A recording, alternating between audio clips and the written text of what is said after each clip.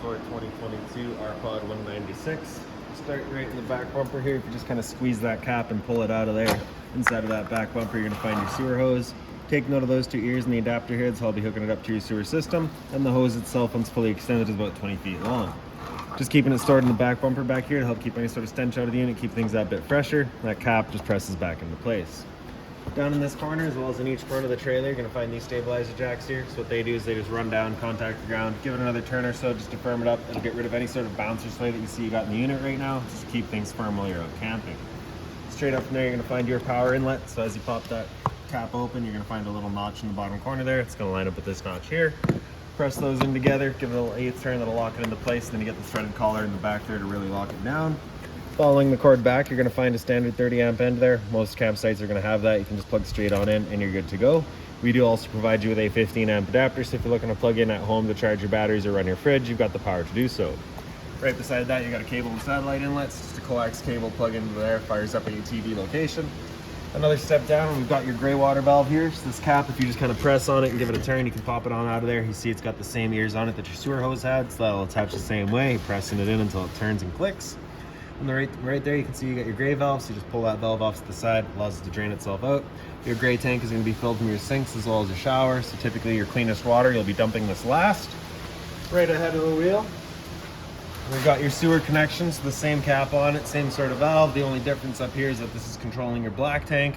Black tank is filled from your toilets. It's of course going to be your dirtiest water, so you'll be dumping that first. Once that's done, you can then go to the gray in the back. Another step forward, and we get your fresh water inlet right here. So just your water hose is going to go into there, turn on the water, that fills up your fresh water tank. You know that tank is full once it starts spitting water out of that vent right there. Down below it is your city water connection. So your water hose will just plug into there, turn on the water, and that pressurizes the lines throughout the unit. The drain for your fresh water tank is just right underneath the unit. You get that little white cap right there. You just unscrew that, allows the water tank to drain itself out. Storage compartments here. As you open that up, you get the little magnetic latch, holds it open for you. Inside of here, you'll find your water hose. Inside of the water hose, you'll find your park adapter. So your 30 amp cord into there, 15 to a standard outlet. This panel right here just has a little screw in each corner. If you pull those screws out, you get access to your water pump. So if you're looking to winterize the unit yourself, once it comes time, it's straight in there. Around front of the unit, you get a little battery disconnect up on the frame there, so you can see with that off to the right, that's it turned on. With it pointed up, that be it then turned off, just disconnecting the battery from the unit. Battery itself is housed inside of this box right here, so as long as you're plugged into that short cord in the back or your 7-pin to your tow vehicle, that battery is charging. That little knob there, if you loosen that off, you can open it up. You get access to your propane tank, so just turning that knob to turn it on.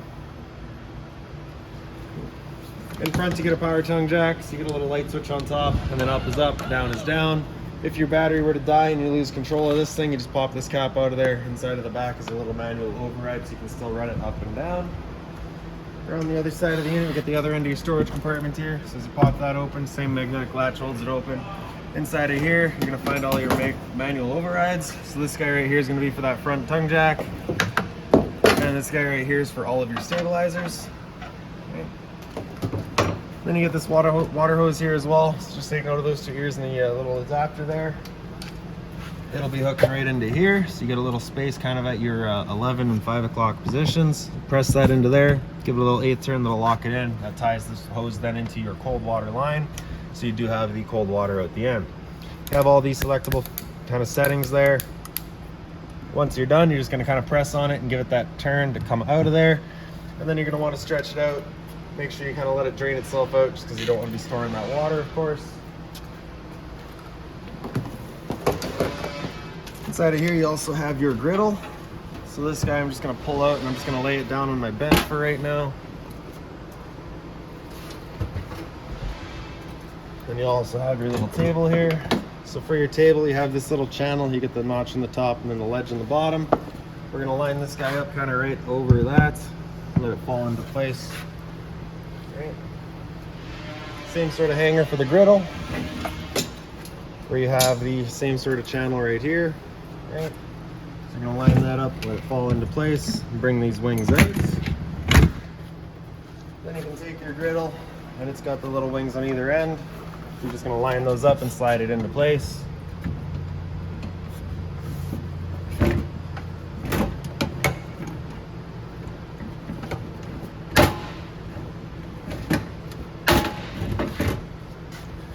And then once we got it in there, you're gonna undo your hose there. Just take note of that little kind of valve right there. So if you got that valve opened up, you cannot undo your quick connect. You have to have that closed off. Then you can pull it back, attach it to the griddle, and then down right underneath the units, you've got your attachment to get into the system.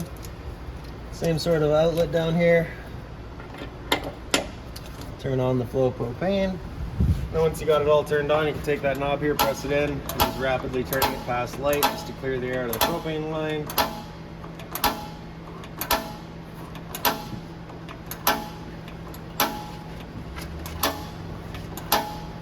And there we go. Once you're done, you're just going to press that in, turn it back up to off, turn off the flow of propane at the trailer, disconnect your hose, put that dust cap back in place, and same thing at the stove. Turn off the flow, disconnect, and then I just like to attach the hose to itself, just ensures that absolutely nothing's getting inside of there.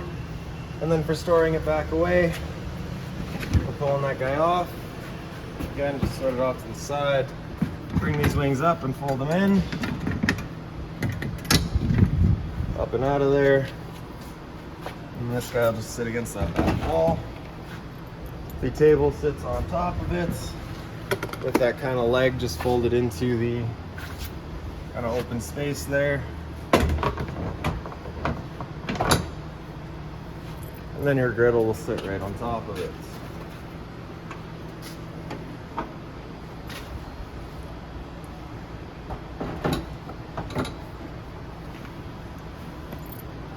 Okay.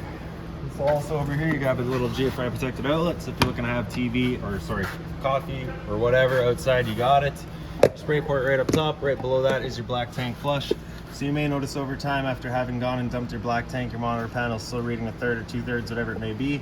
Typically it's just some debris inside of the tank hanging between the probes causing that misread. So what you'll do is just take your water hose and plug it into there, open up the black valve and turn on the water, and that'll just flush out that tank, getting rid of any sort of debris that could be causing that issue.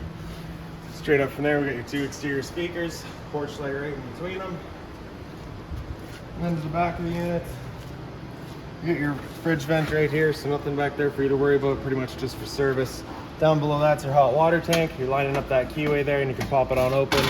Control for turning it on with electricity is just a little switch down in the bottom. Turning it on with propane, we have a switch inside of the unit, so once we get inside and use that, I will go over a reset procedure. The button that I'll refer to is just right here. Up top, you get a little pressure relief valve, so before turning it on with either source, you just want to hit that valve right there. Make sure that bit of water comes out. That bit of water coming out of there is just letting you know this tank is full. It's safe to fire it up and you're not going to burn anything out by doing so. Once you're done, just closing it back up, locking that keyway. And the sticker's on that side, but they're actually over on the left side. You get your low point drains here, so you just have those little valves. You can just open those up, allows the water system to drain itself out. Purpose of that would be if you're leaving the unit for a while and you don't want your water going stale or stagnant, or if you're getting ready to winterize the unit, you just want to get all the water out before pumping antifreeze through. Get your spare tire back here. Right beside it's the exhaust for your furnace. So if you're ever running your furnace, just to make sure it's not blocked off. It does get hot. Straight up from there, you get a stove vent. So of course, propane stove is putting off fumes whenever you're using it. So just to make sure that this flap here is opened up with your fan inside turned on to evacuate said fumes. And then in the center there, you get a pre-wired rear view or observation camera. And then lastly is just your ladder on the side there. Now we'll make our way inside the unit. Your assist handle just up 90 degrees and it falls into place. Then you can open up the door. Then you can just grab the step and pull it straight down and out. Flip that last step over. And first things first, inside of the unit is right on the right there. You get your fire extinguisher. So that's standard. Pull the pin and point and shoot. Because this unit is the pet edition, you also get the little pet bowls there. That little grill right there is just an access to your shower drain. Nothing back there for you to worry about. Straight up from there, we get all your coat hangers. On the right side here, you get your interior lights. So as you turn that on, turns on all your interior lights. Just give me 1 second here. Beside your interior light is your porch light. So as you turn that on, just turns on that little amber light outside. Awning light, so you turn that on, does your awning light strip. For your slide out, you got the switch right here. You're gonna press and hold out and the slide will make its way out. Once that slide's fully extended, you're just gonna have the motors kind of stop in place and they'll whine a little bit and that'll be that. Just like that.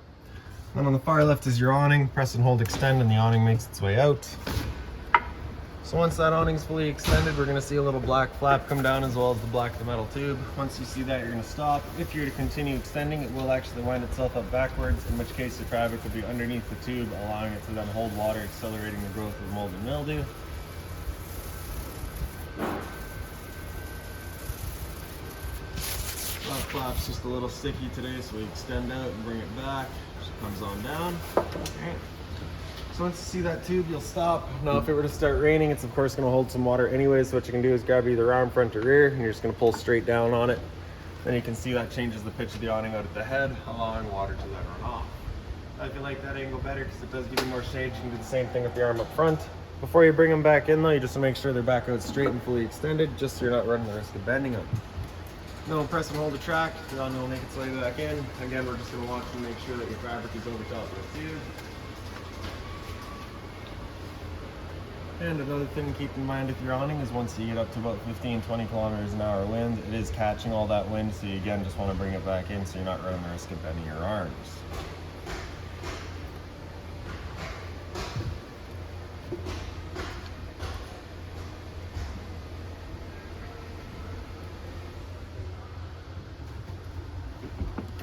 Alright, right up above that is your solar charge controller. Basically just gives you a readout at what your current charge state is. Pretty much set it and forget it type of thing. Beside that is your monitor panel. In the bottom corner we've got your water pump, so as you turn that on, just turns on your water pump, drawing out of your fresh tank to pressurize your lines.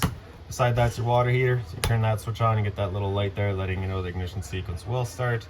Once that sequence has started, that light will go out. It'll try that 3 times. If after the 3rd try it hasn't fired up, this light's going to come on and stay on. At that point you'll be going and using that reset button that we've shown you. So stood right here, you can hear the click of the igniter and the whir of the flame. We know that tank is good. Up from there you get your monitor systems. On the bottom there you get batteries. You can see you're currently C for charging, G would be good, F is fair, L is low. Your fresh tank, as you fill that up, will go to a 1/3, 2/3 and full. Same idea for your black and your gray. Opposite side we get your fridge. So right up top here is your freezer. So all your controls are on the side there. So you can see with that button in at flush, that's it turned on. With it out over flush, that's it turned off. The button on the right there with it at flush is going to be running an auto. Auto's first looking for AC power. If AC power is taken away, it'll automatically flip over to gas. If you're out boondocking and you want it running solely off of gas, you can just have that button come out over flush and it'll fire up just on gas. So your freezer up top here and your fridge down below. Temp selection is just right in the back corner there. Down below all that, you get your converter on the left side here. So you press the top and center, it pops on open. All of your breakers on the left side there. Whatever breaker breaks, it sits in the middle, so just turn it off and then back on to reset it. On the right side, you get all of your fuses. Whenever a fuse pops, you'll get a little red LED right beside it, letting you know exactly which one went. Down below that is just kind of a little dust pan eliminator. So basically all your dust, you're just gonna sweep it up over here, open that up, and basically just sucks it all up for you. You do also have your vacuum right here, so basically your hoses would just attach into there, and you got your switch over there to turn it on. For changing out the bag, just slide that over, and there's the bag. Now, for some reason, RPOD does not include hoses with the unit, but you do get the vacuum. Little panel right down below that vacuum, there's just a little screw in each corner. If you pull those screws out, you do get access to your hot water tank bypass valves. So again, if you're looking to winterize the unit yourself, it's just right back there. Storage across the top here, and on the left side you're going to find that binder. Inside of that binder is all of your owner's manuals, any keys, anything like that for the unit, you can find right in there. Above the sink you get a little light, just on its own center push button, hot and cold water with the mobile head here. The sink cover is just soft plastic, so nothing hot on it. Down below you do get a bit more storage, just being mindful of our drains and our water lines, just kind of on the left side there. And all your drawer space on the side here. This cabinet and this drawers are all kind of lit up as well, just by this switch right here. You kind of get that night light. Beside it all, you get your furnace right down here. So once we fire it up with the thermostat, I will kind of go over it a bit more, but for right now I'll just let you know that once it does fire up, you can physically see the flame in the bottom left corner. Downside to this furnace is that it is not ducted, it's just dumping all of its air right here. So if you're looking to move the air kind of more towards the front of the unit, you may want to get yourself a fan just to help assist that. The microwave here, so it does have the convection feature as well, so you can kind of cook in here. Pretty straightforward. Your stove, so as you just flip that on open, you get your 2 knobs there. You're going to turn them over to light, grab a lighter, she fires right up. So course, like I was saying outside, this is a propane stove, so you do have your fan up top here to evacuate all your fumes. You also get a little light there as well. Right behind me is your pantry. Just opens on up, pretty simple. You do have kind of the adjustable height with all of your little shelves here, so you basically just move them up, and these guys just pop in and out, just kind of let you sit wherever you want them. And then for your slide, you do get the storage across the top there. That window, as signified by the red latches, is an emergency exit, so you're just pulling these two in towards you, swing the window out, hop on out. Blinds throughout the unit, just on a tension system, so they just kind of sit wherever you leave them. For the table, you're just taking your legs and swinging them up, locking them up into place with just the little kind of triangle supports there. Flip it on over, and then it is just freestanding.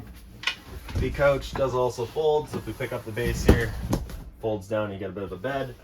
Once you're done, just gonna kind of flip it back up, help that back come around, just folds right up. To the front of the units, this little light switch here illuminates your two little closet spaces. Pretty well just open. On the end here, you do have a USB outlet as well as a power outlet. I believe it's the same thing over on the other side there as well. Yep, USB and power, same sort of closet space here. If you pick up the foot of your bed, you do get access to a little storage compartment.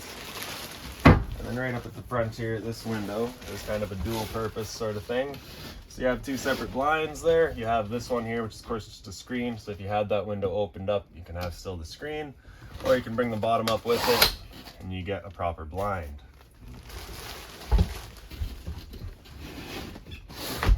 With that window open, there's a little knob on either side with that little kind of strut there, just to kind of lock it down and hold it open. On this wall here, you do get a little bit of storage. Your stereo's right in the back corner there. So top right, you get your power button. Once it's turned on, if you press it again, that'll just mute it. Press and hold to turn it off. Bluetooth to connect to your phone, AM, FM, so hit those again once you're into it, and that'll cycle through all your bands. Auxiliary is just right in the bottom here. The knob, just turning it will do your volume. Press it and you can get into all your settings. Zone 1 will be your inside set of speakers. Zone 2 is your outside set. Right above my head, we've got your smoke detector. Behind the TV, you do have your antennas already hooked up. Beside that is just a little button there. Turns on that red light, it's just letting you know that antenna is turned on. TV is 12 volt power, so it's just plugged in right there. Cable and satellite outlet right above.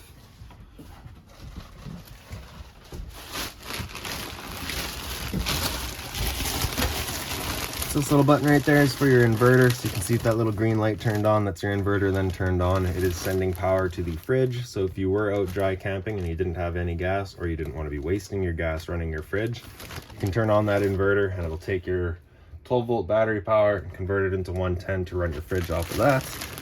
Put that button against that button so that light turns off, and that's your inverter then turned off. Do keep in mind that when you're running that inverter, it is working your battery very hard and you will drain it fairly quickly. Thermostat up top here, so you're going to press that bottom bar to wake it up, hit it again, it'll come into fan low, so that's just the low fan's going to turn on and just move some air around. Fan high, it's just the high fan moving some air around. Cool high is where it kind of has the compressor cut in and out as needed. The high fan will be on all the time. Cool low, same idea, you get the low fan all the time, compressor in and out as needed to cool. Cool low auto is where it becomes an on-demand system, so it'll run the low fan and the compressor just as needed, and then turning them off once it reaches its goal temperature. Cool high auto is the same thing, on-demand system, but it'll use the high fan now. With the air conditioner going, you basically got two different options. You can close off the louvers or open them up, just kind of choose where you're shooting your air. After cool high auto, if you hit that bar again, it'll come down into heat, it'll turn off the air conditioner, turn on the furnace. And like I was saying earlier, once that furnace fires up, you can actually see that flame.